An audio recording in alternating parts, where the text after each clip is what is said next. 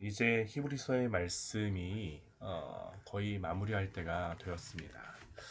그리고 13장 말씀은 히브리서를 마무리하면서 마지막으로 그 성도들에게 음, 지금까지 전하였던 그 말씀의 그 신학적인 결론과 그 말씀을 가지고 성도들에게 당부하는 말씀이 바로 히브리서 13장의 말씀입니다. 그래서 히브리서 13장에서는 몇 가지의 당부를 이제 어, 남겨진 성도들에게 이 편지를 받는 성도들에게 함으로써 말씀을 마무리하고 있습니다. 오늘은 그래서 히브리서 기자가 그 히브리서를 받는 성도들에게 당부하였던 말씀을 가지고 또 오늘 우리에게 주시는 말씀으로 우리가 당부를 받기를 원합니다. 근데 이 말씀을 보면 이게 오늘 우리에게도 굉장히 적실한 말씀이라는 것을 우리가 알 수 있습니다. 교회가 온전히 서기 위하여서 교회 안에 있어야 될 것이 무엇일까요? 예수 그리스도를 믿음으로 말미암아 그 복음의 진리로서 성도가 되어진 자들에게 필요한 삶의 두 가지의 모습이 무엇일까요? 오늘 히브리서 말씀은 먼저 두 가지를 가지고 우리에게 말씀합니다. 첫 번째는 형제 사랑이요. 두 번째는 거룩한 삶의 모습입니다. 먼저 1절서부터 3절까지의 말씀을 보게 되면 형제 사랑에 대하여서 말씀하고 있습니다. 예수 그리스도를 믿는 성도들 안에 사랑이 없다라고 하면 특히 이 히브리서의 말씀을 받는 그러한 그 상황은 지금 초대교회 시대에 많은 박해와 혼란이 있는 상황입니다. 히브리서 자체를 쓰는 이유가 유대교로 돌아가려고 하는 많은 그리스도인들에게 유대교로 돌아가지 말고 그 박해와 핍박에 굴복하지 말고 복음 안에 굳건하게 있기를 권면하였는데 근데 이렇게 돌아가지 않기 위해서 서로 간에 있어야 될 것이 무엇일까요? 사랑입니다. 사랑. 그래서 우리 1절, 우리 2절, 3절 말씀을 보게 되면 형제 사랑하기를 계속하고 손님 대접하기를 잊지 말라라고 당부합니다.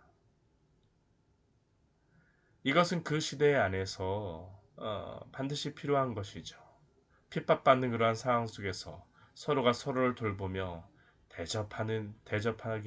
대접하여야지만 그 공동체 안에 속한 성도들을 서로 간에 지킬 수 있었기 때문입니다. 반드시 필요한 것이었었죠. 또한 손님 대접 같은 경우도 초대교회 시대 같은 경우에는 목회자가 교회마다 다 있지 않았었기 때문에 순회 설교자들이 다닐 때에 손님 대접이 반드시 필요하였습니다. 그렇기에 형제 사랑하기를 계속하고 손님 대접하기를 잊지 말라라고 당부하는 것입니다. 그런데 형제 사랑과 손님 대접을 할 때에 그냥 그냥 이것을 대접하고 겉으로 사랑하는 모습만 보여서는 안 됩니다. 그들의 눈높이에서 사랑해야 되겠죠. 오늘 3절 말씀을 보게 되면 더군다나 이 형제 사랑을 받아야 되는 그러한 자들 가운데에는 옥에 갇힌 자들도 있었습니다. 그래서 무엇이라고 이야기합니까? 너희도 함께 갇힌 것 같이 갇힌 자를 생각하고 현재 옥에 갇혀 있는 그러한 자들, 여러 핍박과 고난을 당하고 있는 그러한 자들을 대할 때에 너희들도 옥에 갇힌 것과 같이 갇힌 자를 생각하라라고 이야기합니다. 그들의 입장에서 도움을 주고 함께하라는 것이죠. 학대받는 자를 생각하라라고 말씀합니다. 이것은 대접을 받고 사랑받을 사람만을 사랑하라는 것이 아닙니다. 지금 현재 어려움을 당하고 있는 그러한 사람, 나에게 당장 어떠한 것을 또다시 대접하기가 어려울 수 있는 자들을 향하여서 같이 예수 그리스도 안에서 형제가 되어졌기 때문에 그들을 향하여서 그 위로의 손길과 사랑의 손길을 대접하고 내밀라, 사랑하라 라는 것이 바로 지금 히브리서 기자가 이들에게 당부하는 첫 번째 당부입니다. 바로 교회가 고난 가운데 단단히 세워지는 방법입니다. 우리 광야의 샘교회도 이것을 잊지 말아야 되겠죠. 사랑할 자만을 사랑하고 베풀 나에게 이익이 되는 자에게만 대접하는 것이 아니라 정말로 형제 사랑하기를, 손님 대접하기를, 그리스도 안에서 한 지체 안에서 이러한 사랑과 대접함이 풍성하여지기를, 우리 광야의 샘교회 안에 풍성하여지기를 축원합니다. 우리가 이렇게 행해야 됩니다. 두 번째 또 당부하는 것이 무엇입니까? 그것은 거룩하라입니다. 거룩하라. 그 거룩하라라는 그러한 거룩한 삶의 모습에 대하여서 두 가지로서 이야기를 하는데요. 첫 번째는 음행을 멀리하라이고, 두 번째는 돈을 사랑하지 말라입니다. 먼저 4절 말씀을 보게 되면 음행하지 말라라는 것에 대하여서 말씀하죠. 모든 사람은 결혼을 귀히 여기고 침소를 더럽히지 말라. 오늘날 이 시대에도 이 말씀은 사실 굉장히 중요한 당부의 말씀입니다. 십계명의 계명 가운데 가장 먼저 무너지는 계명이 무엇일까요? 그것은 바로 7번째 계명입니다. 간음하지 말라. 이 간음을 통하여서 가정이 무너지기 때문입니다. 창세기 2장 말씀을 보게 되면 창조의 마지막을 무엇으로 마무리하십니까? 가정을 세우시는 것으로서 마무리하십니다. 그렇다면 사단이 하나님이 창조하신 이 천지 만물을 가장 먼저 무너뜨리는 그러한 무너뜨리는 방법이 무엇일까요? 가장 먼저 공격하는 그러한 곳이 어딜까요? 바로 가정입니다. 아담과 하와의 가정에 사단이 들어왔음을 기억하십시오. 이게 바로 죄의 시작이었습니다. 우리가 거룩하게 살아간다라고요? 거룩한 성도가 되고 싶으십니까? 그렇다면 결혼을 귀히 여기고 침소를 더럽히지 마십시오. 가정을 우리가 소중히 여긴다라는 것은 굉장히 중요한 것임을 우리는 기억해야 합니다. 음행을 멀리 해야 합니다. 오늘 4절 뒤에 말씀을, 이 경고를 분명히 말씀을 들으세요. 음행하는 자들과 간음하는 자들을 하나님이 심판하시리라. 하나님의 거룩한 백성으로 살아간다라고 하면서 음행과 간음을 행하고 있다라면 하나님의 그 거룩한 은혜를 받기가 어렵습니다. 사실 어려운 게 아니라 거의 불가능합니다. 우리가 구약 성경에도 보게 되면 이 음행의 부분을 단순히 음행으로만 말씀하시는 것이 아니라 우상 숭배와 음행을 하나님께서는 항상 연관시켜서 말씀하십니다. 왜냐하면 이 영적인 간음이 바로 음행이기 때문입니다. 이것을 우리 가정에 용납하면 안 됩니다. 그 음행과 이 간음하는 것으로부터 어, 우리의 믿음의 성도들이여, 우리 자신을 잘 지키시기를 바랍니다. 또 두 번째 거룩한 삶의 모습이 무엇입니까? 돈을 사랑하지 말고 있는 바를 족한 줄로 알라라고 말씀합니다. 이 세상 물질이 우상이 되어버린 시대입니다. 이것은 단순히 오늘날만의 그러한 문제가 아닙니다. 음행도 그렇지만 이 돈을 사랑하는 문제는 이 역사가 시작된 이래로, 아담과 하와가 범죄한 이래로 어, 성도들을 무너뜨리는 가장 어, 사단이 사용하는 가장 중요한 방법이기 때문입니다. 물론 성도에게도 돈이 필요합니다. 그러나 돈을 사랑하지는 마십시오. 하나님보다 돈을 더 사랑한다고 하면 우리는 우상 숭배에 빠져 있는 것입니다. 돈의 노예가 되지 마십시오. 돈은 도구이지 우리의 주인이 아닙니다. 그런데 왜 이렇게 돈을 추구하며 돈을 사랑하겠습니까?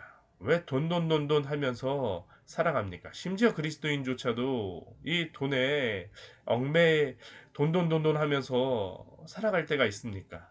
그것은 바로 돈이 우리를 지켜줄 것이다 라고 하는 그러한 강한 생각이 있기 때문입니다. 어쩌면 이것은 믿음이라고 할 수 있죠. 돈이 나를 지켜줄 것이다. 돈이 나를 지켜줄 것이다. 그런데 히브리서 말씀을 통해서 우리에게 알려주시는 그러한 진리가 무엇입니까? 돈이 우리를 지켜준다라는 것이 아닙니다. 우리 5절과 우리 6절 말씀을 한번 보세요. 그가 친히 말씀하시기를 내가 결코 너희를 버리지 아니하고 너희를 떠나지 아니하리라. 돈이 떠나지 않는 것이 아니라 하나님이 버리지 않고 하나님이 너희를 떠나지 아니하리라고 말씀하여 주셨습니다. 물질은 있다 사라져버리는 아무리 물질이 우리를 지켜주는 것 같다 할지라도 한순간에 유익을 주는 것 같다 할지라도 이 세상이 사라져버리게 되면 돈이 영원히 남아있을까요? 한국 돈이 아무리 귀하다 한들 아프리카에 가서 사용할 수 있습니까? 아니요. 지역만 벗어나도 사용할 수 없는 그 물질이 어떻게 우리를 지켜줄 수 있겠습니까? 그러나 우리 주님은 결코 우리를 버리지 아니하며 떠나지 아니하리라고 약속하여 주십니다. 6절 말씀도 보십시오. 주는 나를 돕는 이시니 내가 무서워하지 아니하겠노라. 사람이 내게 어찌하리요. 돈이나 물질, 사람이 우리를 어떻게 하는 것이 아닙니다. 하나님이 우리를 도우시는 분임을 기억하십시오. 주께서 우리와 함께 하시고 도우시기에 돈뿐만 아니라 사람도 어찌할 수 없습니다. 음행과 물질의 부분은 목회자들도 타락하게 하는 중요한 두 가지 이유입니다. 그러나 하나님을 의지하는 자들은 하나님이 지켜주십니다. 우리 주님이 지켜주세요. 그렇기에 사랑하는 성도 여러분, 교회는 사랑과 거룩함으로 유지되어지는 것입니다. 하나님도 사랑의 하나님이시지만 내가 거룩하니 너희도 거룩하라고 말씀하셨어요. 그렇게 오늘도 사랑하십시오. 그러나 거룩한 사랑을 베푸십시오. 이것이 성도에게 또한 교회에게 당부하는 히브리서 말씀을 통하여서 주시는 두 가지의 당부입니다. 또 이후의 말씀에 보면 우리에게 또 다른 당부를 우리에게 주십니다. 세 번째 당부가 무엇일까요? 그것은 주의 말씀을 붙들고 충성스럽게 살아가라 라는 그러한 것입니다. 우리 7절 말씀을 한번 보십시오. 하나님의 말씀을 너희에게 일러주고 너희를 인도하던 자들을 생각하며 그들의 행실의 결말을 주의하여 보고 그들의 믿음을 본받으라 라고 말씀하세요. 하나님의 말씀을 일러주었던 이 믿음의 여러 선배들, 그들의 인도함을 생각하라는 것입니다. 물론 그들도 흠이 있었습니다. 그러나 그들이 주 예수 그리스도를 믿고 그 믿음으로 살아갔던 그 본을 기억하라라고 이야기합니다. 또한 그들의 그 사랑함과 앞에서 보았던 것과 같이 거룩함의 삶의 모습이 있었다면 그 믿음을 본받으라라고 우리에게 말씀하십니다.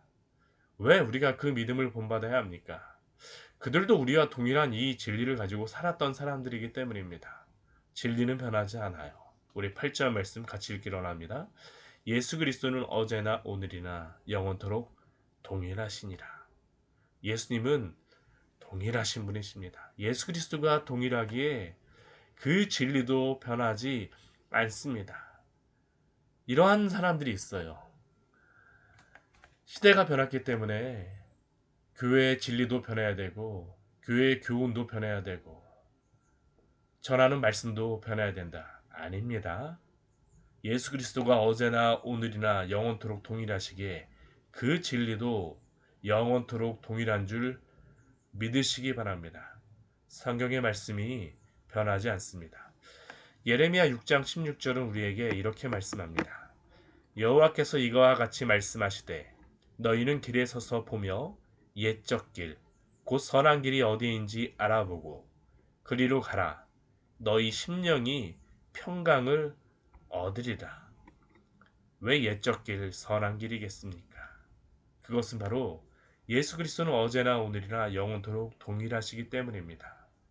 영원토록 동일하신 우리 주 예수 그리스도가 변하시지 않는 것과 같이 진리도 그가 말씀하신 진리도 변하지 않습니다. 그렇기에 우리는 그 진리에 충성스러워야 합니다.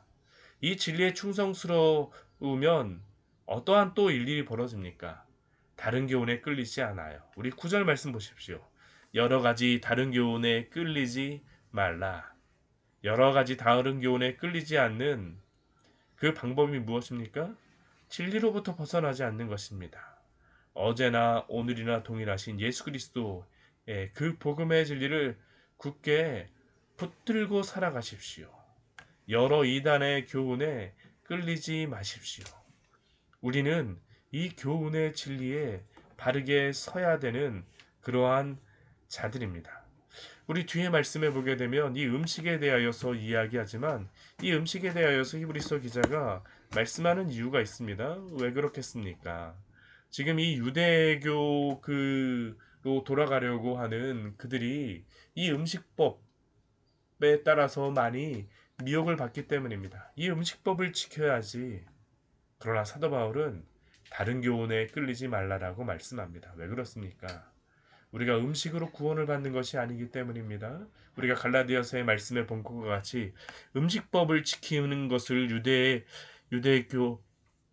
유대교에 속한 그 다른 교훈을 전하는 거짓 선생들이 말하였지만, 그러나 그리스도 더하기 율법이 아닙니다. 오직 그리스도의 그 복음의 진리를 유지하고 그 복음의 진리 안에 서 있으라는 겁니다. 다른 제사법도 따르지 말라라고 또한 이야기합니다. 우리 그 10절과 11절 말씀에 보게 되면 제단에서 장막에 섬기는 자들은 제단에 먹을 권한이 없고 이는 죄를 위한 짐승의 피는 대제사장이 가지고 성소로 들어가고 그 육체는 영문 밖에 불사람이라 라고 말씀합니다. 이것은 구약의 율법을 이야기하는 것입니다. 그러나 구약의 율법은 어떡할까요? 더 이상 우리를 이미 이제 구약의 율법 우리가 지킬 필요가 없습니다. 왜 그렇습니까? 예수 그리스도가 이 모든 구약의 율법을 성취하셨기 때문입니다. 대속죄 이래 이렇게 대제사장들이 그 제사법을 지켰지만 그러나 예수 그리스도가 어떻게 하십니까?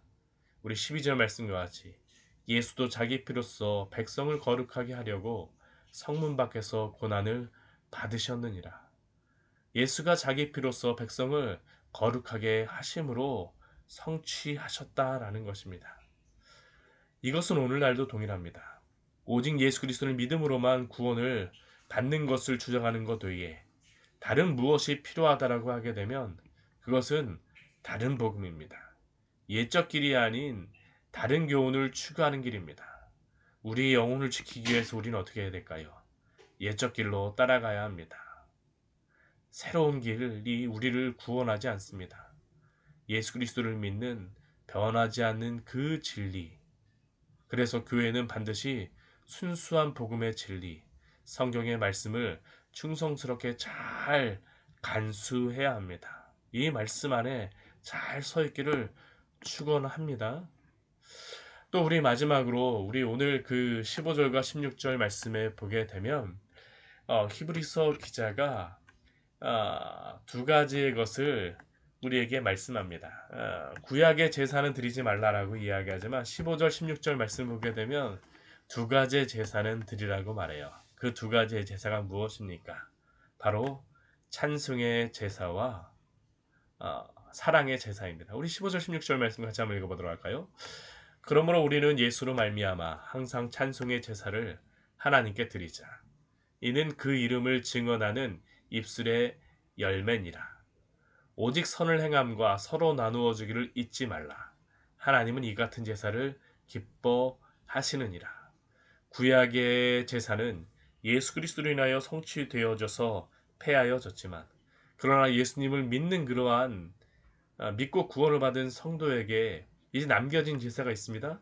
첫 번째 제사가 무엇입니까? 찬송의 제사를 하나님께 드리라 라고 말씀합니다. 입술의 제사를 드리라는 것입니다. 이것은 우리가 신약의 시대 가운데에서 우리가 공적인 예배를 의미하는 것입니다. 찬송의 제사를 드리는 것. 우리가 입술로 하나님 앞에 말씀을 기억하며 또한 찬송을 하며 기도를 하며 입술의 제사를 드리는 것. 우리가 하나님 앞에 공적인 예배를 드리며 나아가는 것. 이것은 우리가 하나님 앞에 드려야 될 제사입니다. 또 두 번째 우리가 행해야 될 제사가 무엇입니까? 삶의 제사입니다. 오직 선을 행함과 서로 나누어 주기를 잊지 말라. 삶 가운데에서 이러한 삶의 거룩한 제사, 사랑의 제사를 우리가 행해야 된다는 것이죠. 선을 행하는 그러한 그 삶을 살아가야 된다는 것입니다. 하나님은 이 같은 제사를 기뻐하시느니라. 결국 성도는 공적인 제사 가운데 예배로서 하나님 앞에 공적인 예배를 드림으로 하나님께 영광을 돌리고, 또 우리의 삶의 모습에서는 이 삶의 예배로서 하나님께 영광을 돌림으로 말미암아 이 두 가지 제사를 가지고 하나님 앞에 영광 돌리며 살아가라라고 오늘도 말씀하시는 것입니다. 말씀을 정리하도록 하겠습니다. 마지막 우리 15절과 16절 말씀이 이 히브리서를 거의 마무리하는 그러한 우리의 당부라고 할 수 있습니다. 찬송의 제사를 하나님 앞에 드리십시오. 공적인 예배를 기뻐하십시오. 참석하십시오. 또한 삶의 예배를 드리십시오. 하나님의 말씀을 갖고 선을 행하는 것, 거룩하게 살아가는 것, 또한 사랑을 행하는 것, 우리가 드릴 삶의 예배입니다. 이러한 것들을 가지고 하나님 앞에 오늘도 영광 돌리시는 귀한 성도님들 되시기를 축원합니다. 같이 기도하도록 하겠습니다.